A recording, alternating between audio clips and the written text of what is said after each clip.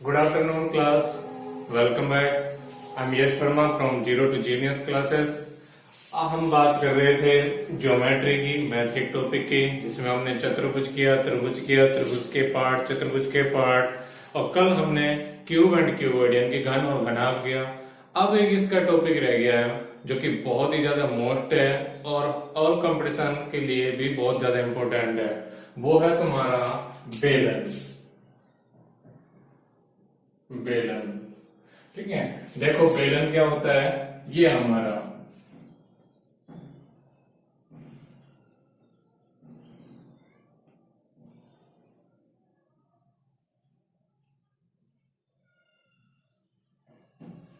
ये बेलन हो गया हमारा, ठीक है। बेलन के अनुप्रस्थ परिच्छेद वृत्तों को मिलाने वाली रेखा, ये इसकी ऊंचाई कहलाती है यानी कि एच ओ, और इसको ओ डैश मान लेते हैं। ये आर हो गई यानी कि त्रिज्या, इसको भी एच कह सकते हो, इस बाहर वाले को भी एच कह सकते हो, ठीक है। सबसे पहले बात आती है बेलन की परिभाषा की। तो देखो बेलन की कोई परिभाषा इस तरह कोई परमानेंट नहीं है, लेकिन हाँ बेलन की अपन एक परिभाषा बना सकते हैं क्या, कि जिसके अंदर एक तो पार्श्व वक्र पृष्ठ हो, पार्श्व वक्र पृष्ठ जबकि जैसा ये घूमा हुआ है ना, साथ में अनुप्रस्थ परिच्छेद वृत्त आपस में कैसे हो, सर्वांग समूह। तो ऐसी लंबवर्तीय ठोस आकृति को हम क्या बोलेंगे, हम बेलन बोलेंगे, ठीक है। ऐसी आकृति जिसमें पार्श्व वक्र पृष्ठ हो और साथ में क्या कि परिच्छेद अनुप्रस्थ वृत्त सर्वांग समूह। परिच्छेद अनुप्रस्थ वृत्त क्या होते हैं, देखो अनुप्रस्थ का मतलब होता है क्षैतिज, ये क्षैतिज हो गए। परिच्छेद का मतलब जो आपस में एक दूसरे को परिच्छेद करते हैं, जैसे ये है, एक दूसरे को परिच्छेद नहीं कर रहे हैं, दूर है काफी, तो ये वाले। और सर्वांग सम का मतलब जितना ये वाला जितना परिमाप इसका है उतना ही परिमाप इसका हो। जैसे आपने पाइप देखा है, पाइप का एक हिस्सा जितना मोटा होता है दूसरा भी हिस्सा उतना ही मोटा होता है, यही इंपॉर्टेंट है, ठीक है। ऐसा नहीं है कि जैसा अगर अपन इस तरह से करें, ये अगर कोई अपन को आए और ये कहें कि ये क्या बेलन है, ये बेलन नहीं है, क्योंकि इसके जो अनुप्रस्थ परिच्छेद वृत्त है वो परस्पर सर्वांग सम नहीं है, यानी कि ये बड़ा है और ये कैसा है, छोटा है। तो ये वृत्त दोनों अलग हैं, तो ये आकृति बेलनाकार आकृति नहीं है, ये किसी और चीज में काउंट की जाएगी, लेकिन बेलनाकार नहीं है। यहाँ पर देखो जितनी त्रिज्या इसकी है उतनी ही त्रिज्या इसकी होनी चाहिए, ठीक है। ये सारी चीजें अगर आपके पास हैं तो उसे बोलेंगे आप बेलन। बेलन की परिभाषा आपसे कोई नहीं पूछता। और सबसे बड़ी बात, अब आ जाओ इसके बेलन की, मैं आपको एक और चीज बता दूं बेलन का स्टार्ट करने। इसमें दो तीन चीजें होती हैं क्या, कि जैसे इसको बोलते हैं बेलन का आधार कह लो, एक को आधार मान दो तो दूसरा शीर्ष होगा ऑटोमेटिक। ये इनके कहलाते हैं केंद्र, ठीक है। ये इसकी कहलाती है त्रिज्या, और ये वाली जो होती है ये क्या कहलाती है, ऊंचाई। या तो आप ये कह सकते हो परिच्छेद वृत्तों को, परिच्छेद सर्वांग सम वृत्तों के केंद्र को मिलाने वाली अक्ष क्या कहलाती है, बेलन की ऊंचाई कहलाती है। और बेलन के होते हैं तीन पार्ट्स कौन कौन से हो गए, तीन इनके भाग हो गए। तीन भाग कौन कौन से हो गए, एक तो ये वक्र पृष्ठ, एक हो गया तुम्हारा वक्र पृष्ठ। वक्र पृष्ठ क्या होता है, सपोज करो जैसे ये रहा मेरे पास, ये हमारे पास बेलन का बहुत अच्छा उदाहरण है। ये सपोज करो ये बिल्कुल खोखला है, यहां से तो भरा हुआ है और यहां से भरा हुआ है। सपोज करो ये खोखला है, ना ये वाला हिस्सा भरा हुआ है ना ये, बिल्कुल आर पार है। तो जो ये हिस्सा बचेगा ये वाला, ये इसका कहलाता है तुम्हारा वक्र पृष्ठ, जिसमें ना ये आधार शामिल है ना ये शीर्ष शामिल है, दोनों आर पार है, तो वो कहलाता है तुम्हारा वक्र पृष्ठ। इसको इंग्लिश में बोलते हैं कर्व सरफेस एरिया, यानी कि वक्र पृष्ठीय क्षेत्रफल, ठीक है। वक्र पृष्ठ पहला भाग ये हो गया। दूसरा भाग क्या हो गया, आधार वृत्त, यानी कि आधार का क्या वृत्त, जो इसका आधार है, आधार, और ये आधार क्या होगा तुम्हारा वृत्त, यानी ये वाला हिस्सा। तीसरा पार्ट हो गया इसका शीर्ष कौन सा हो गया है, ये वाला, और ये भी कैसा है इसका वृत्त। चूंकि मैंने बताया था कि दोनों वृत्त सर्वांग सम होते हैं। सर्वांग सम वृत्त का मतलब है जितनी त्रिज्या इसकी है उतनी त्रिज्या इसकी होगी। तो जब त्रिज्या बराबर है तो इनकी चौड़ाइयां ऑब्वियसली बराबर होंगी, क्योंकि त्रिज्या बराबर है व्यास बराबर होगा, और ये एरिया क्या होता है, व्यासित होता है। और ये वाली दूरी क्या होती है, परिधि। त्रिज्या सेम है तो परिधि भी कैसी होगी, बराबर। तो यानी कि ये वाला भाग और ये वाला भाग दोनों क्या होंगे, बराबर होंगे। तो अपन यूं कह सकते हैं कि एक बेलन के अंदर एक तो वक्र पृष्ठ होता है और दो वृत्त होते हैं, दो वृत्त होते हैं, यानी कि सर्वांग सम वृत्त होते हैं। ठीक है, तो चलो अब अपन बात करते हैं इसकी कि हमारे पास इसके क्षेत्रफल की बात करते हैं हम पार्ट्स के आधार पर क्षेत्रफल। तो पहला आता है हमारा बेलन का वक्र पृष्ठीय क्षेत्रफल। वक्र पृष्ठीय क्षेत्रफल कौन सा, इस वाले का। वक्र पृष्ठीय क्षेत्रफल क्या होता है इसका, 2 पाई r h। क्षेत्रफल है तो किस में आएगा, वर्ग इकाई में, वर्ग इकाई। ठीक है, यहां r क्या हो जाएगी, बेलन की त्रिज्या, बेलन की त्रिज्या, बेलन की त्रिज्या, और h क्या हो जाएगी तुम्हारी बेलन की ऊंचाई, बेलन की ऊंचाई। देखो एक चीज तो ये कि ये 2 पाई r h आया कहां से, है ना। ये भी एक चीज समझने वाली बात कि ये हमारे पास बेलन है, ये घुमा हुआ एरिया है, ये पूरा एरिया हमारा कैसा है, घुमा हुआ। आप इमेजिन करो कि आपके पास जो पाइप है वो है, और आप दो पाइप जो क्या है वो यहां से भी खुला हुआ है और यहां से भी खुला हुआ है। या आप एक काम कर लीजिए, 1 सेकेंड,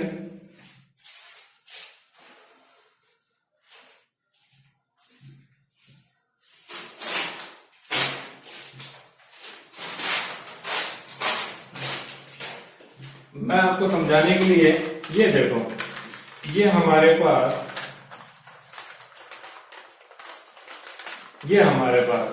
पाइप जैसा ही हो गया। यहां देखो ये वाला हिस्सा दोनों के लिए ये पाइप जैसा ही हो गया, है ना। अब ये जो पाइप है हमारा वृत्त का, अगर मैं इसकी इस वाली दूरी की बात करूं, किसकी, इस वाली दूरी की, तो ये वृत्त है और ये वृत्त की क्या होगी, परिधि होगी। यानी कि ये वाली जो दूरी है ये क्या होगी, तुम्हारी वृत्त की परिधि, और वृत्त की परिधि क्या होती है, 2 पाई r।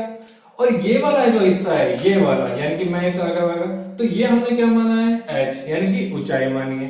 अब मैं क्या कर रहा हूं, इस बेलन को यहां से फाड़ के या यहां से काट करके और ऐसे फैला रहा हूं। जैसे मैं यहां से यूं मैंने काटा और यूं फैला दिया।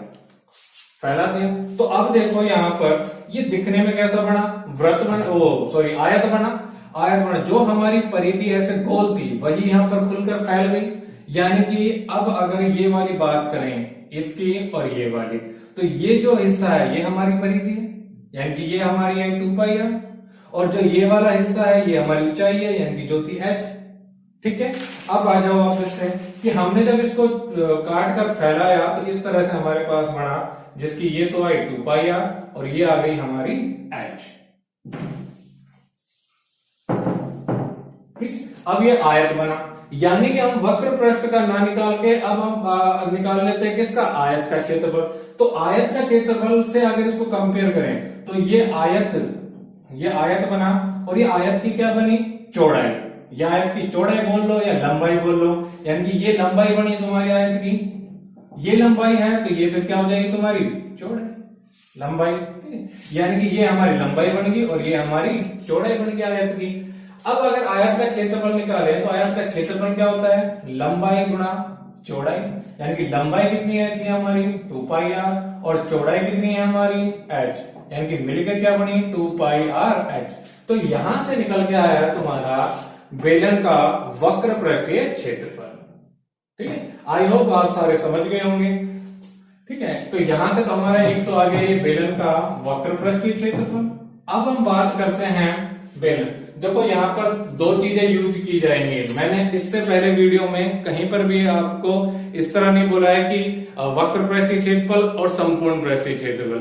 मैंने आपसे पहले की वीडियो में यही बोला है कि चाहे आपसे संपूर्ण पृष्ठीय क्षेत्रफल कहे, पृष्ठीय क्षेत्रफल कहे, दोनों का मतलब एक ही है। लेकिन यहाँ इंपॉर्टेंट है, यहां पर वक्र पृष्ठ भी अलग है, वक्र पृष्ठीय क्षेत्रफल अलग होगा, और संपूर्ण पृष्ठ भी अलग है तो संपूर्ण पृष्ठीय क्षेत्रफल भी होगा। ठीक है, ये हमारी वक्र पृष्ठ जो आया है, मैं आपको दोबारा से रिपीट कर रहा हूं कि ये सिर्फ खोखले भाग का आया है, जिसमें ना ये शीर्ष शामिल है ना ही ये आधार है, यानी कि ये दोनों वृत्त बिल्कुल अलग है। यानी कि जैसे अपन इसकी बात करें तो ये कैप और ये आधार ये बिल्कुल अलग है, बिल्कुल खोखले वाले हमने बेलन की बात निकाली और उसका क्षेत्रफल हमने निकाला। ठीक है, अब बात करते हैं हम दूसरा, बेलन का संपूर्ण पृष्ठीय क्षेत्रफल, संपूर्ण पृष्ठीय क्षेत्रफल। कर्व से इसको वक्र पृष्ठीय क्षेत्रफल को इंग्लिश में CSA भी बोलते हैं, कर्व सरफेस एरिया। इसको बोलते हैं TSA, टोटल सरफेस एरिया। वो क्या होगा, देखो अब हमने बेलन को क्या कर दिया, बंद कर दिया, यानी कि इसके यहां भी कैप लगा दी और हमने इसको यहां से बंद कर दिया। अब इसका संपूर्ण पृष्ठीय क्षेत्रफल निकालना है, तो देखो क्या क्या शामिल है। एक तो ये वक्र पृष्ठ तो था ही, जो कि हमारा ये है, प्लस में ये आधार और ये शीर्ष और जुड़ गया, यानी कि ये वृत्त भी जुड़ गया और ये भी जुड़ गया। आपको इमेजिन करना है कि ये दोनों बंद है, अब यहां से भी बंद है और यहां से भी बंद है।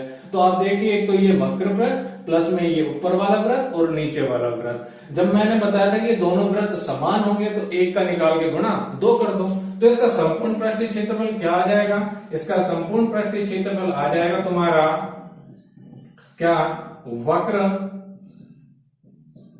पृष्ठीय क्षेत्रफल प्लस 2 वृत्तों का क्षेत्रफल, 2 वृत्तों का क्षेत्रफल।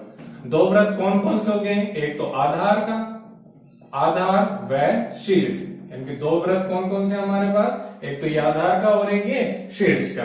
तो वक्र पृष्ठ का क्षेत्रफल हम जानते हैं, वक्र पृष्ठ का क्षेत्रफल क्या होता है हमारे पास, 2πRh। ठीक है, और प्लस जब दोनों वृत्त सेम है, दोनों वृत्त सेम है, तो एक का निकाल के गुणा 2 कर दो। एक का होता है πr², तो 2 का क्या हो जाएगा, 2πr²। दोनों में कॉमन क्या आ रहा है, 2 भी कॉमन आ रहा है, पाई भी कॉमन आ रहा है और r भी कॉमन आ रहा है, तो बाहर ले लो, 2πr बाहर ले लिया, यहां से बच गया h, और जब 2πr, देखो 2π तो चला गया और r² में से एक r बाहर आ गया, तो क्या बचा, r। तो ये हो गया हमारे पास वर्ग इकाई। आपको शॉर्ट में ये याद रखना है, 2πr × h + r। ठीक है, यहां तक कंप्लीट। तीसरा हम बात करते हैं बेलन का आयतन। बेलन का जो आयतन होता है, बेलन का आयतन क्या होता है, πr²h।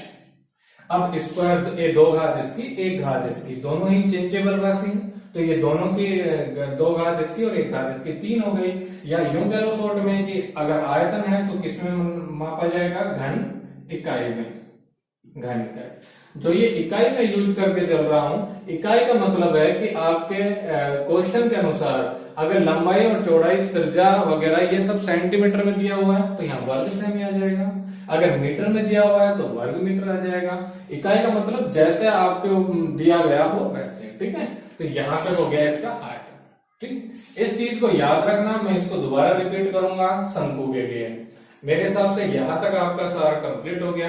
इसमें कोई प्रॉब्लम हो तो आप जरूर कमेंट में बताएं, मैं नेक्स्ट क्लास में यानी कि कल जो क्लास होगी उसमें रिमूव कर दूंगा। ठीक है, यहां तक हमारा बेलन खत्म।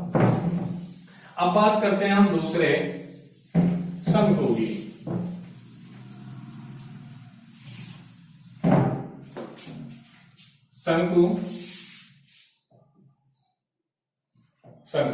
शंकु को इंग्लिश में बोलते हैं कॉन। कौन क्या होता है, जैसे आपने अपने बर्थडे पर ये जोकर वाली टोपी पहनी होगी, वही शंकु का सबसे अच्छा उदाहरण है। ये इसको ए मान लो, ये बी और ये सी, इसको बोलते हैं केंद्र।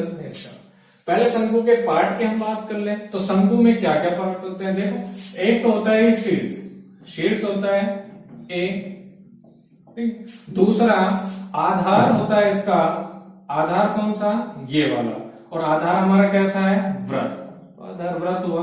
तीसरा क्या होता है इसकी ऊंचाई, ऊंचाई कौन सी वाली, सॉरी पहले ये ऊंचाई की बात करेंगे। शीर्ष को वृत्त के केंद्र से मिलाने वाली दूरी क्या होगी तुम्हारी, ऊंचाई मानी जाएगी। यानी शीर्ष को और शीर्ष ए को और ओ को मिलाने वाली रेखा यानी कि क्या हो जाएगी, एओ, क्या मानी जाएगी, तो क्या है, ऊंचाई।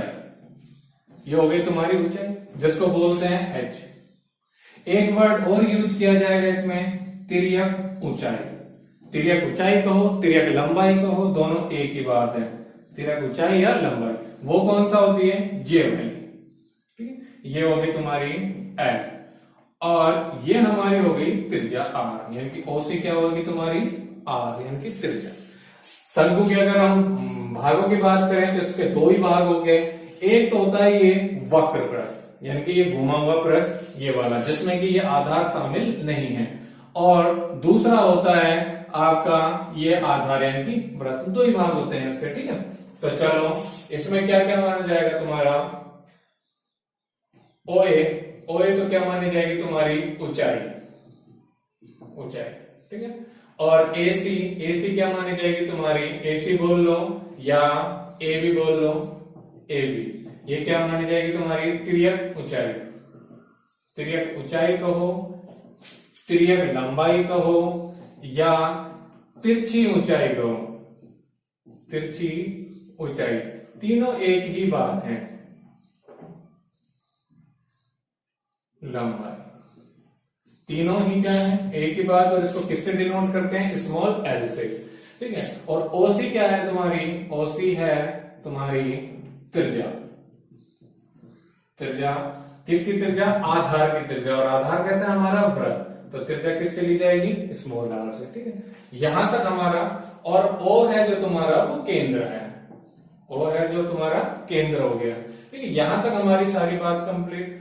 अब वापस आते हैं कि ये एल का क्या काम है। एल तुम्हारे सिर्फ और सिर्फ वक्र पृष्ठ में निकाली जाएगी, या वो ऐसे भी बोल सकता है एक शंकु जिसकी ऊंचाई 10 सेंटीमीटर है, त्रिज्या 5 सेंटीमीटर है, तो उसकी तिरछी लंबाई ज्ञात करो, वहां पर मैंने कहा। देखो ध्यान दिया हो तो तुम्हारे पास ये जो एओसी है, जो त्रिभुज एओसी है वो कैसा है, समकोण त्रिभुज है, यहाँ पे 90 डिग्री है।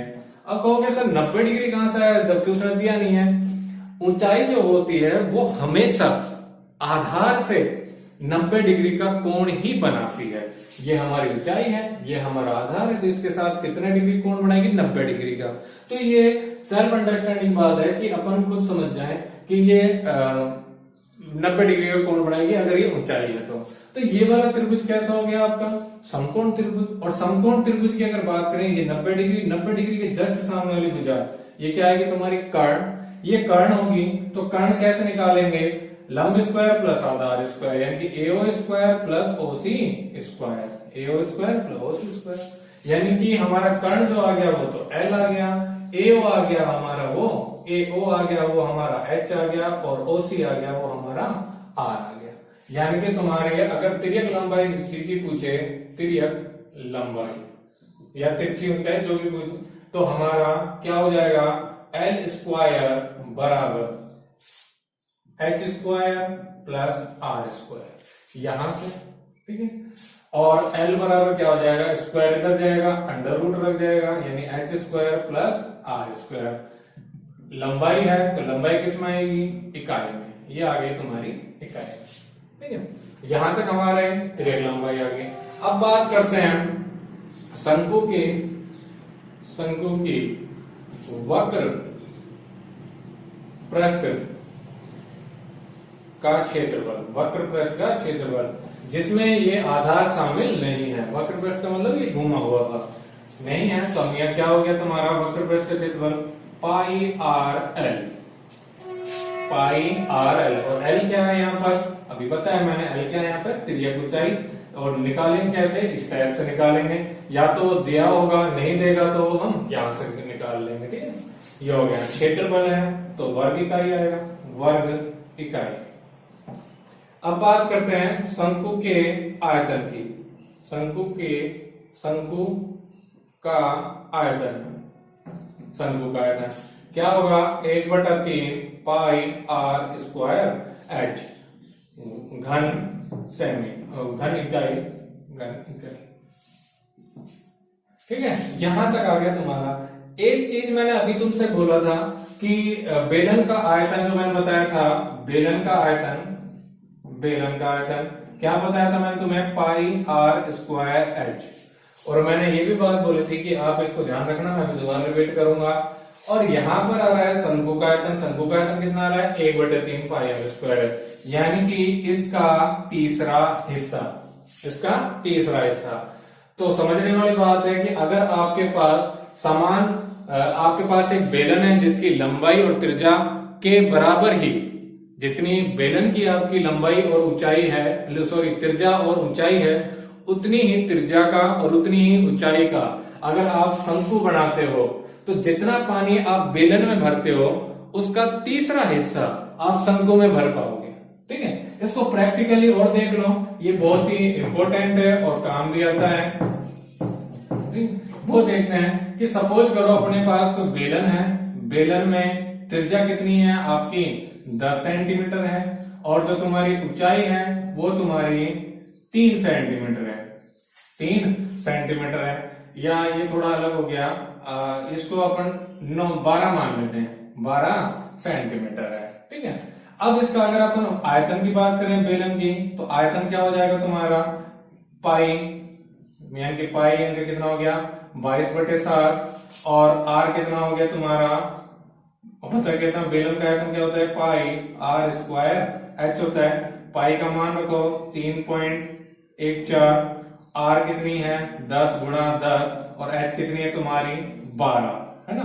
तो यहां से अगर अपन देखें तो ये 100 हो गया, और 100 से अगर ये काटें तो ये पॉइंट तो हट ही जाएगा, या यूं लगा लो, यहाँ पर 2 हटा है, ये कट गया और ये कट गया। इससे गुणा करें तो हमारे पास कैलकुलेट करके क्या आया, 12 × 4 = 48, 4 12 और 4 16 हो गए, 12 × 36 और 1 37 आ गए, 37 68। आयतन है तो किसमें आ जाएगा, सेमी क्यूब में। अब अगर हमारे पास इतनी ही त्रिज्या और इतनी ही ऊंचाई का अगर शंकु है, और शंकु की ऊंचाई त्रिज्या भी हमारे पास 10 सेंटीमीटर है और ऊंचाई भी हमारे पास 12 सेंटीमीटर है, तब उसका आयतन कैसे निकालेंगे। आयतन और देखते हैं, आयतन क्या हो जाएगा तुम्हारा, आयतन हो जाएगा 1/3 पाई आर स्क्वायर एच। नीचे स्पेस कम पड़ रहा है, मैं यहां निकाल देता हूं, तो 1/3 यहां निकाल देता हूं, 1/3 पाई कितना हो गया 3.14, और आर कितनी आ गई 10 × 10, और एच कितना आ गया तुम्हारा 12। ये इससे कट जाएगा 4 बार, और वापिस से पॉइंट हटाओगे 00, इससे ये कट जाएगा। यहाँ पे बचा 4 को अगर इससे गुणा करें तो 4 × 16 का 1, 4 और 1 5, और 4 × 3 12। ये जो आया हमारे पास ये बेलन का आयतन है। क्या ये इसका तीसरा हिस्सा है, यानी कि अगर इसको अपन 3 से गुणा करें तो क्या ये आ जाएगा। आपको देखते हैं अपन, अगर इसको 3 से गुणा करें तो देखो, करो 3 से गुणा, तो 6 × 18, 1 5 × 15 और 1 16 का 1, 3 × 6 और 1 7, और 3 × 3 ये आ गया।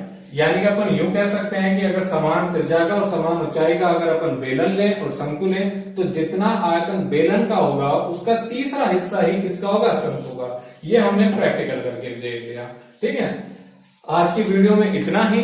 बाकी आप शेयर करिए और ज्यादा से ज्यादा बच्चों को ऐड कीजिए, और जितना हो सके आपके जो भी प्रॉब्लम्स है वो कमेंट में बताइए। कल आपका कोई कमेंट नहीं था, इसका मतलब आपको सब कुछ समझ में आ गया। कुछ समझ में ना आया हो तो कमेंट में जरूर लिखें, मैं नेक्स्ट क्लास में आपका सबसे पहले जो डाउट है वही क्लियर करूंगा। ठीक है, तब तक के लिए घर में रहिए, सुरक्षित रहिए, स्वस्थ रहिए।